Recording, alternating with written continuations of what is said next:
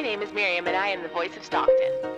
The views and opinions expressed in the following program do not necessarily reflect those of KXVS, the voice of Stockton, or its parents, affiliates, management, and staff.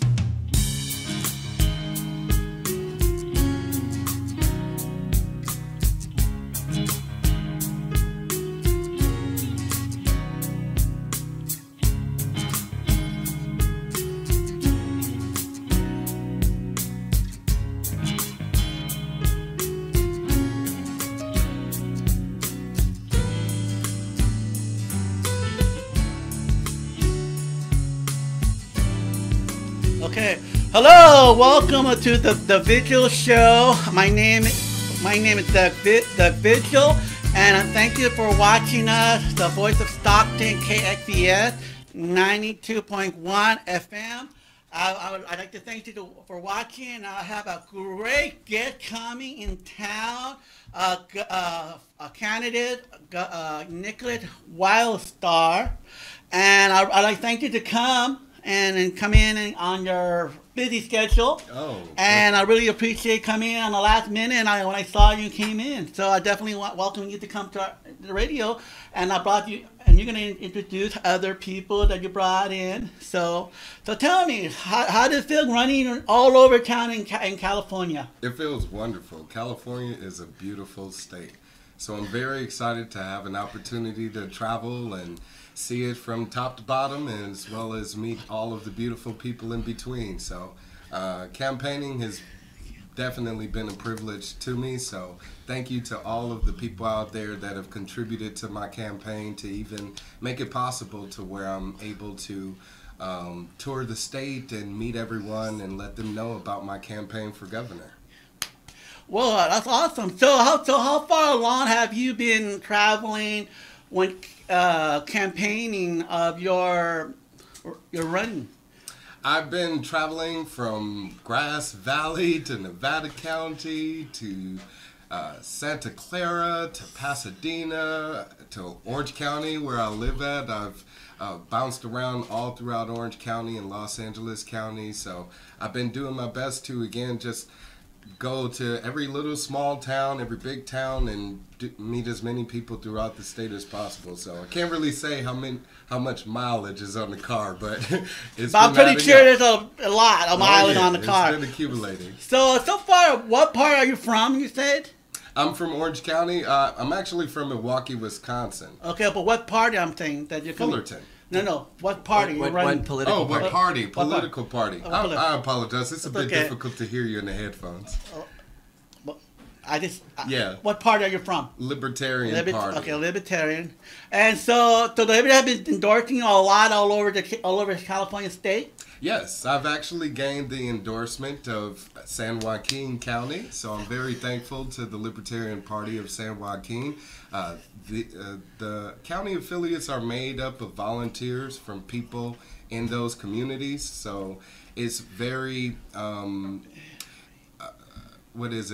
blessing, I guess I should say, and an honor to be given the stamp of approval from the Libertarian County affiliates, because they are representative of those people in that area. Okay, so let me to inform the viewer, what between the Democrat and the Republican and the Libertarian Party, what is the difference between the Republican, the Democrat, and the Libertarian? What make you stand out among them normalized party? Absolutely. Well, the Democratic Party, they tend to be the party that promotes protection of individuals' liberties, their individual choices, and respect for themselves. So opposed to with the Republicans, they tend to promote more so the respect or the liberty of one's wealth and income without government intrusion. So what we've seen from both parties is a lack of either.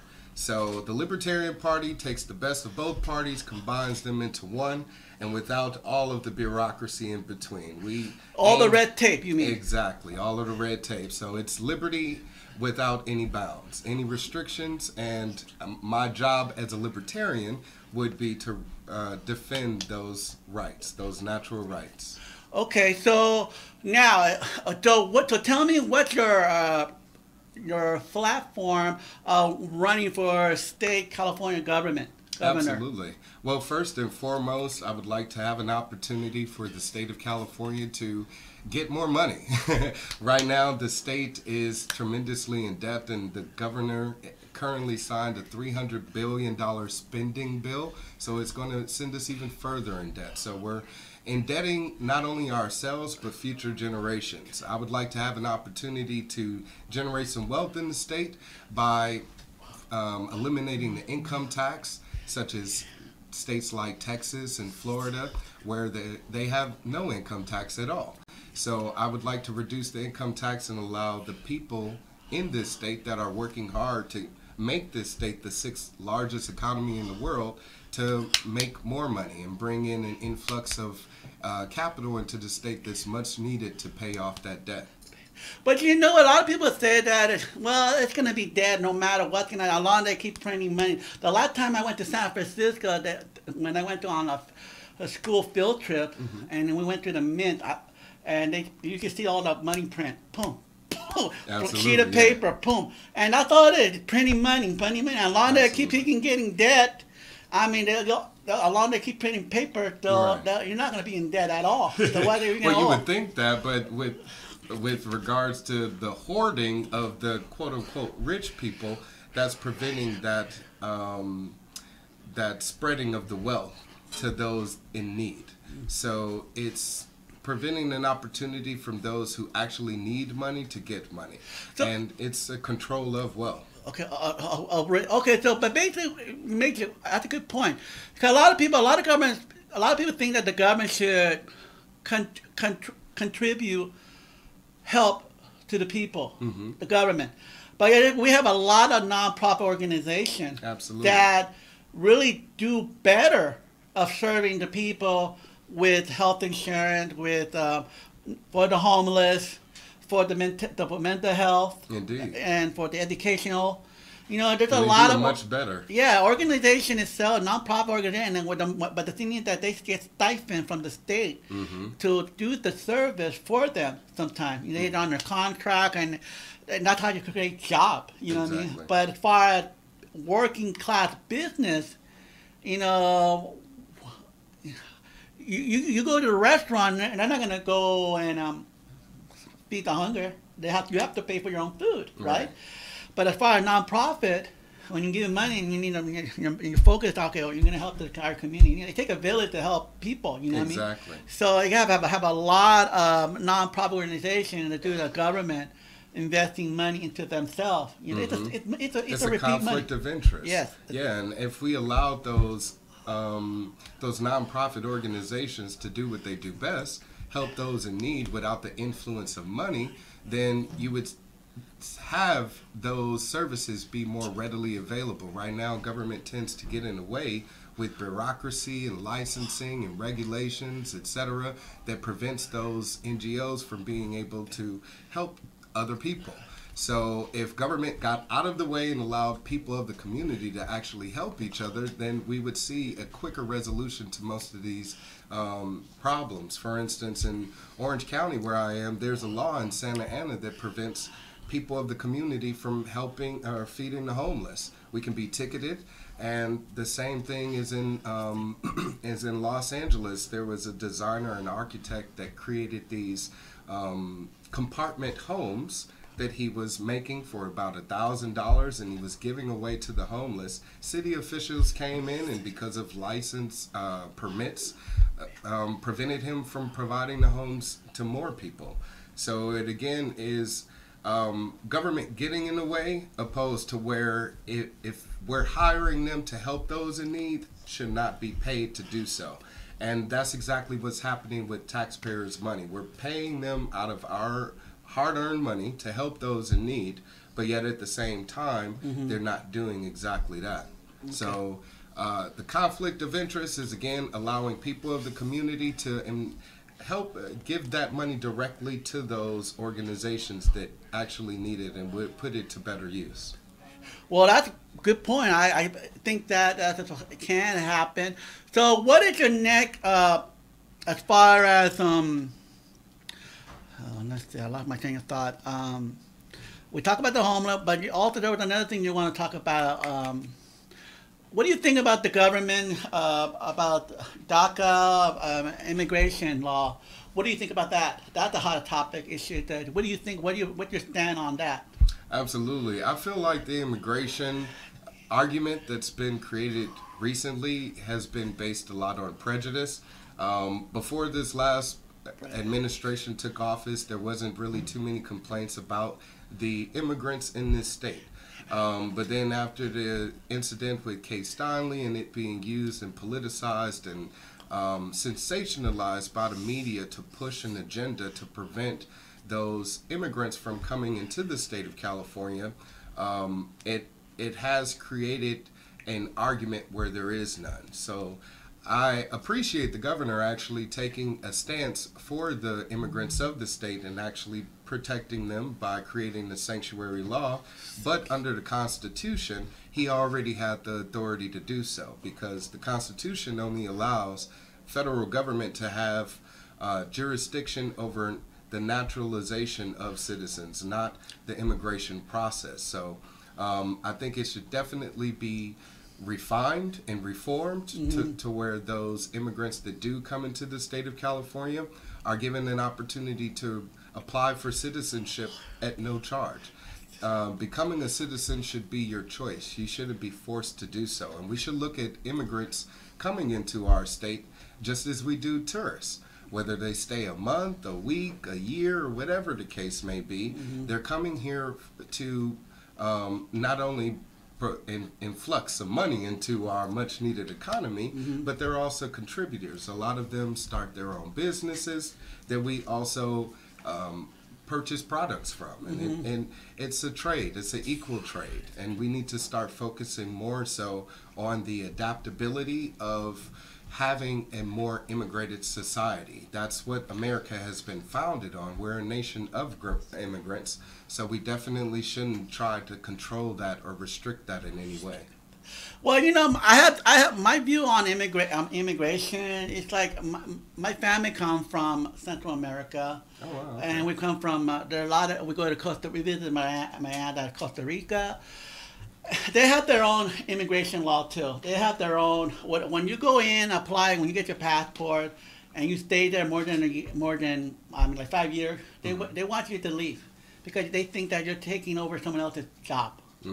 And they have the same concept of having how long you can stay, follow the law. If you don't follow their law, you have to move out their country. Well, yeah, I would think any same thing with the United States. Just because you have the attitude of being a rebellious state, thinking, I don't have to follow the law. Yeah. You're not above the law. We have to have law has been instituted for our safety, and we need to follow the law according to what is common sense. It's not like, well, there's a lot of law that has been passed that we don't even bother to use anyway, you know. But in different countries, they do use the law of immigration of their nationalization. Whoever born there, they become sent to San Salvador, they're Nicaraguan. If the kid born in another country and their legal, their nationalization of whatever state country they're born, that's their origin. Right. Then when they go back to their country with their parents, they say, well, you're not national, you're born, but they think that they're illegal. Exactly. So it's a catch-22, things like that. But even though their parents are in the United States, American, and yet their kids are not American, what are they going to send their kid back to their own, whether she was born or she was. That's exactly what's happening. That's what the argument is. That to me, that's pettiness. To me, that's absolutely, really especially political. When it's being done against, absolutely, because it's not being done against people that are actually posing a threat. Right. They're doing it just because of a matter of expiration of a piece of paper. Right. And that doesn't automatically make them a criminal. A criminal act make them a criminal. And that's what would make any person a threat in this state, whether it be someone that comes from another country or someone that was born and raised in America. We can't call the action itself as being illegal because it isn't hurting anyone. It's not hurting me if they come to this country, but it is if they do so physically. Right. So in other words, I want to address really quickly the job issue, because that does come up quite often as a argument towards people coming into our country. look, the jobs that these people are taking are jobs that people don't want. Exactly. So it isn't a taking away from jobs, but if you want to talk about the economic hardships that each individual is facing and then using that as a scapegoat, then we need to look at that. If we improve the conditions for the average worker, for the American worker, then maybe they wouldn't have an opportunity to then blame the immigrant that's causing their own financial problems. That makes sense. I do agree with what you're saying. It's a valid point. But as far as that job concern, what the governor has given, do you think a lot of people don't trust government because they've always been like, what's the benefit of it? We have Trump coming to their own soldier, like the military. We have the state coming with their trooper. There's two different states of army, whatever, civilian as well as that. But yet, the tie what follow is what safety. The other one is legal. Exactly. So they're going to become mixing up authority each other, and people are going to be hurt anyway. Right. So I just hope that they don't come to that, because that's my suspicion about that too. As far as that concerned. Yeah. But as far as so now, when you become governor of California, what will be your first thing you want to do? I would love to audit the state's finances because, as I said before, in order for us to get back on track financially, then we definitely need to see where our money has been going this whole time. So what I'm offering to the people of the state of California is, as soon as I assume office, then I will have a full-scale audit conducted of the state's finances. This would be completely independent. It would not be done by the state auditor's office. It would be done by people of the community, those financial advisors or people that are educated in the financial industry, and would love to have an opportunity to see where their own money has been going. If we made it a volunteer effort to where those people that would like to get involved in the audit, then I'm pretty sure that we'd have people of the community, of the public, involved in that process, and that would increase the amount of transparency when it comes to the amount of money that this state has been using. For some reason, government or people think government gets its money from some outside resource. Government gets its money from taxpayers. So that's true. All of the money that we spend in tax revenue is your money. So we should definitely find out if it's been going to fix the roads, if it's been going towards fighting and investigating those immigrants, illegal immigrants, that are causing a problem in our state. So I believe there needs to be an amount of clarification when it comes to government's dispersing of these funds, and see if there's been any misappropriation. And I believe by doing so, we'd also be able to expose the amount of corruption that's been happening, that we've been suspecting this whole time and know is partially true. Now we'll find out completely how much. Okay, now let me go back. You made a very, very surprising issue about auditing. Do you know when the last time the state's been audited? Well, supposedly they do them yearly. But for instance, with the last audit that was done, the auditor's office discovered that Janet Napolitano, who is the UC president, ended up squandering away $200+ million. Where did the money go? And unfortunately, that investigation has since become moot. So Michigan has been secretly hidden away while the government. So much. You know what I look at? It's so much distraction. Absolutely. When it comes to the media, they get distracted from different places. Exactly. Where, like the money, it goes like Janet's audience. Where the money went. Right. It's not being investigated. There's no pressure. And when there's no pressure in the media, they're not going to be able to look. Like for you, I believe that an independent party. You know, when people are born into the Democrat, if it's been born into the Republican, it doesn't mean that you have to just because you're a registered voter of Democrat, it doesn't mean you have to vote what the organization believes is true or not. Absolutely, yeah. But when you become a registered voter for them, immediately you get spammed so much false information of what is really happening as far as what their idea of running, who he's lying, she's lying, this is not working right, this is not against this is not pro-choice, this protect all the slandering going to false fake news coming around. It's like now you are here giving the people the opportunity to make a real change, tiring of Republican and Democrat bullshit. Right. Use my language, sorry. So that's family. But anyway, that's something that I believe that's a clear opportunity that we're dealing with a third party. Absolutely. People are not going to get used. People are not used to it. It's based on tradition. And yeah, you can't. It's very hard to change those things when it comes to government two-party system. Right. Now you're going to come in. People are like, why should I vote outside of what my family is in Democrat or Republican?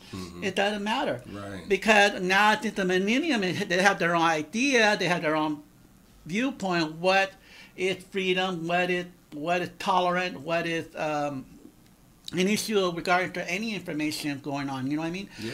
And I think that having a third party is kind of help alleviate. Just because a Republican and you're Democrat, you're against each other, and you're like the no-go. No, one or the other. No. No, you have to have some kind of compromise. That's what we need, a third-party compromise. Say, look, you guys are fighting from each other, and you all have to against each other. It's just because you're a label Democrat or Republican, you can't help each other out. Exactly. You can't help us. They're supposed to be working together, and that's a good point, because that's exactly what the main two parties rely on, is fear-mongering over a certain issue or a topic to get the majority behind them in particular, when really the majority of us would rather stay neutral on the issue. They're making the argument to validate their position of power. The one thing that I appreciate about running as a libertarian is there is no influx of corporate funding from those businesses and special interests that influence both the Republicans and the Democrats. We're not allowed to do so under the party's bylaws. So as a third party candidate, I'm able to bring some nobility, some honesty, some trustworthiness to the position of politician, which is why I'm running as a third party candidate. And I'm also aligned myself with the Green Party candidate, Mr. Chris Carlson here. Hello. Because he is a representative of exactly the same thing. And we need to be the candidates that are up there representing the people's choice when it comes to the top two. So yeah, but the thing that's not realistic, when you come to news media, they're to make their job easier. Democrat get to the forum, but yet they don't get the other party to get involved. They screw them out. Of course. So that means do the news media have some kind of power of their personal agenda? Absolutely. Because whether you're a Republican or a Democrat, that's making their job a little easier. But if you have a third party going there, they're not gonna. You're gonna screw them up. Right. Well, the media isn't truly independent. Usually, it's owned by some, millionaire, billionaire, whatever the case, that has their own political agenda. So then they're using their media outlet as an instrument to gain favor over the people. And we see that happening now. And it's great that I can meet with people such as yourself, which is a provider of media from the people for the people. We need more independent media sources. And it's sad that a lot of independent media sources get labeled as being fake news just because they are arguing the narrative. And that's what we need, is more of a discussion on both sides of the issue, opposed to just being promoted one particular idea on the idea. Well, because whether, like you said, $1 million media, whether you oppose it, they're not going to lose nothing. And whether you're against, when you're for it, they're not going to lose it because they pay both sides of the party. So especially if the group are very powerful. Yeah. And, I like to bring that up from yesterday. I liked it when the high school brought up, and when they have the school was out and said, no justice, no NRA. You imagine that no NRA. You can imagine that they're the high top. Well, I don't think there would not be any NRA had the American justice system, as well as the state representatives that swear to take an oath to uphold the United States Constitution, actually did their job. When we have our rights infringed upon, that is when these watchdog groups and organizations even end up being created. And here in the state of California, I mean, it's had its own gun laws, but the NRA wasn't supportive of black people being in possession of a gun, and we still have those prejudice laws being enforced to this day. So, hold on. So, do you think they still using? You think that they're still using that argument? Black people owning guns? Yes, which is why Stephon Clark ended up getting shot by police in Sacramento. This was a young man that was 22 years of age and was being chased down by police, supposedly due to vandalism. But the real threat was that the officer said he had a gun. And when he announced this, that is when the two officers then opened fire and shot at him 20 times, with 8 of them landing. Again, about a thing that 20 times, to me, that's ridiculous. That's like really inhumane. It's really 20 times to kill 20 to kill one. Absolutely. One bullet good enough to kill one person. And it was a slaughtering. Had these actually been professionals, marksmen, which they should be trained to do, then 1 or 2 shots would have disabled him. And they should be focusing more on disabling when using lethal weapons. I, of course, support that our law enforcement be given some non-lethal weapons. They could have tranquilized them if you really, true. Yeah, they have, right now, they have BB guns. I seen one that looks like a machine gun. I would hate to get hit with that thing. Well, a lot of that would hurt.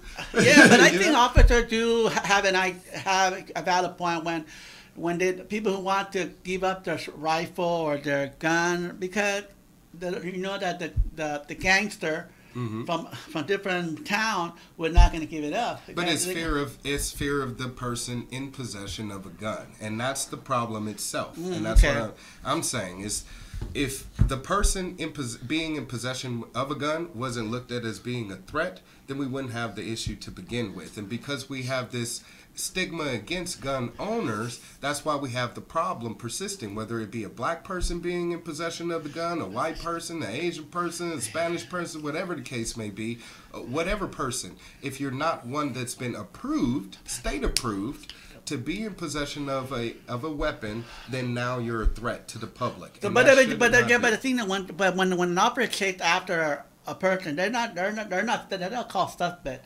They're called perpetrator. Right. When you deal with perpetrator is something that violates something. He did something wrong. They call it perpetrator. So they label that. To me, that's a negative connotation right there. Absolutely. But instead of saying, "Oh, we have a suspect," we don't know what's really going on. Exactly. But when they put that perpetrator, that could be any one of us. Yes. You know. And you don't know what's going to happen. So basically, you made a very good point, and I have not seen any candidate that can talk real issue, which you have been telling us, what the core of the issue. I'm sure there's a lot of people and kind of look the other way. Or, well, that's how politics is. That's how politics run. But one thing about endorsing, people who run for third party need to know that it's the voter endorsement. It's not the organization. Right. Okay. So I wish you well. Oh, thank you very much. I appreciate it. And also, before I go anywhere, hold on. I want to introduce your guest before he's going to play some. Whose birthday it is today? It's John Muir's birthday. John Muir, American nationalist, not. Oh, good. He wasn't a nationalist. He fled to Canada during the Civil War, but he's the reason we have Yosemite. He's the one that made his birthday today. He's the one that discovered Yosemite. Yosemite. Well, he didn't discover it, but he helped make it a national park. Yeah. Okay, so are you gonna make a song and contribute? This one's actually in the spirit of John Muir, who passed after the construction of Hetch Hetchy. I think if he were running for governor today, he would be very opposed to the Delta Tunnel project. Okay, and why do you think that the Delta project is very important? It's unnecessary. I don't think that the project is important. I think that it's important that it does not happen. I've been making county exhibits for San Joaquin County at the State Fair in Sacramento for several years. But before I go any further, I'm sorry. Yeah, sorry. I'm interrupt you. He's running for the Green Party for lieutenant governor. No, regular governor. For governor. Yeah. You're ready for governor. Yeah, you have Oh. two governor's Green. candidates. Oh in my here. I'm running for God! governor. Okay, I did not. I And did this not is know Cabbage. Yeah, he's part of it. that. Okay, you're running for governor as well. Yes. And tell me before I don't want to mean to cut you off, but No. what's your platform before you think that song?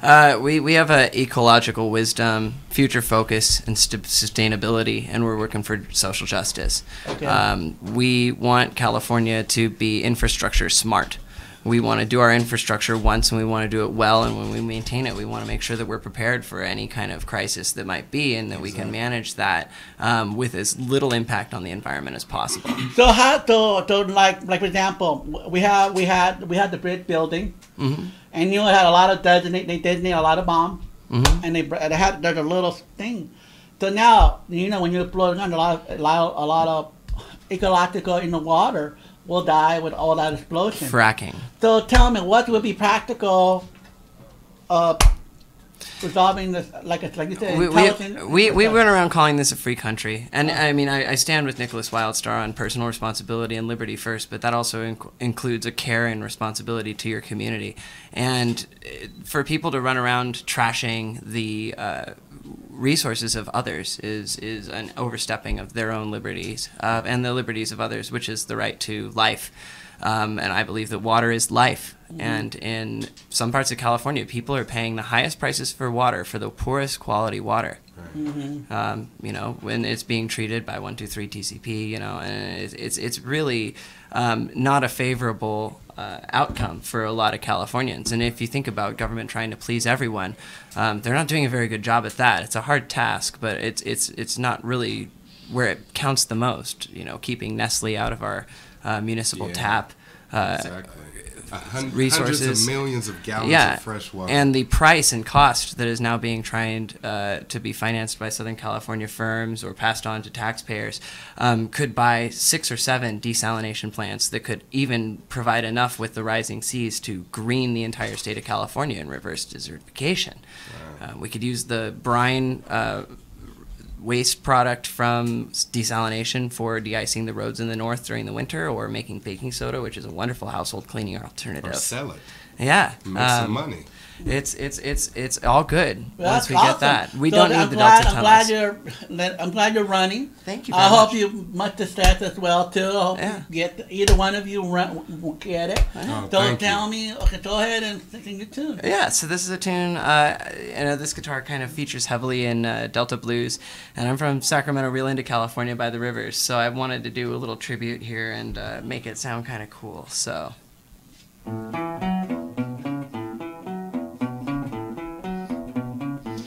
People don't pump that Delta. Delta don't want your Judas kiss. Someone's got to say, don't pump that Delta. There's better ways to handle this. Oh yeah, not just melt up in that Delta. The ocean water is creeping in. Water so salty. Humpback whale came all this way. I say water so salty. One whale even brought her little baby to stay. But we were banging pots and pans underwater. Say, no whale, go back home to the bay. Last little verse here. Thank you for your time. Pretty soon you'll all be drinking salty wine and eating salty nuts. The Delta marshes are so salty now, and don't we hate your guts? Oh, so sorry you ran out of water. So does Saudi Arabia and Israel. And look what San Diego's doing. Ooh, get some desalination on that. Dang. Thank you very much for this opportunity. It's been a blessing to be here. Thank you very much. Go Green Party. Yeah, go green and gold. Okay, now, okay. And before we go with your second man. Oh, this is Cabbage. Say hi, Cabbage. Hi, everybody. And what he's been doing now with his puppeteering? Cabbage is helping me campaign across California and kind of turn this into an educational experience for the voter. One education experience. That'd be awesome. Mm-hmm. Are you going to be here? You're from California or Sacramento? Or from Rio Linda, near Sacramento, yes. Okay. Well, hopefully we get a chance to meet up again next time. Yeah. Wildstar here also too. Okay. This is a great weekend for Arbor Day, Earth Day. We you have got a Earth Day Stockton tomorrow. event. I wish the San Joaquin Greens great success as their tabling. I want to really quick pitch Veronica Fimbrace, who's a writing candidate for governor alongside me, and Joshua Jones, who is a Green Party endorsed candidate for governor as well. And you can find out more about that at the San Joaquin table tomorrow at Earth Day. And it's America, right? It's Earth Day. Sorry, Sunday. Yeah, is that? That's in Victory Park. Oh. And it's going to be Earth Day on Stockton Park, right? It's not even that far. Yeah. It's down the block over there, and it's really going to be really big. Oh, my God. I can't wait. I'm going to be in Sacramento at the time, but I'm wishing them well. I wish you could be here. I'll be back. I love Stockton. Thanks for coming for the Vigil show and the Voice of Stockton. Thanks for everyone for watching us. Thank you. I hope it'll be a learning lesson between different political parties and things like that. Thank you for watching on a Saturday, 92.1, The Voice of Stockton. Bye-bye.